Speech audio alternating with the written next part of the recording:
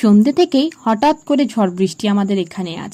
আর এইরকম বৃষ্টিমুখর ঠান্ডা আবহাওয়ার রাত্রে গরম গরম মাংসের ঝোল ভাত ছাড়া আর কিছু একদমই মাথায় আসে না। তো রেডি এখানে মায়ের হাতে গরম গরম ভাত আর মাংসের ঝোল। উফ, ঝোলটার রংটা দেখো, জাস্ট পুরো লাল লাল, দেখেই মনের পেটটা জাস্ট ভরে যাচ্ছে। পুরো সেরা ব্যাপার। আর আলু ছাড়া মাংসের ঝোল আমার কাছে ইনকমপ্লিট। আলু দিয়ে ঝোল দিয়ে ভাত মেখে না খেলে আমার সেই তৃপ্তিটা একদমই আসে না। ঝোলের মধ্যে বেশ বড় বড় করে আলু থাকবে, তবেই না সেটা বাঙালির মুরগির ঝোল।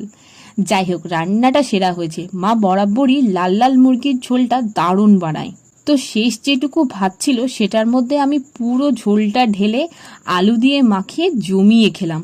সত্যি এই লাল লাল মুরগির ঝোল ভাতটা জাস্ট খাবার নয়, এটা একটা ইমোশন আমাদের বাঙালিদের কাছে। আর সাথে একটা কাঁচা পেঁয়াজ থাকলে ব্যাপারটা আরো বেশি ভালো লাগে। আর তাছাড়া আমার বাপু মাংসের ঝোলের সাথে রুটি পরোটা একদমই চলে না। আমি ভেতো বাঙালি, আমার কাছে ভাতই ভরসা। তো চিকেনটা হেভি রান্না হয়েছে, টেস্ট নিয়ে জাস্ট কোনো কথা হবে না, ফাটাফাটি খেতে হয়েছে। তো ভিডিওটা ভালো লাগলে প্লিজ একটা লাইক করে দিও। Thank you.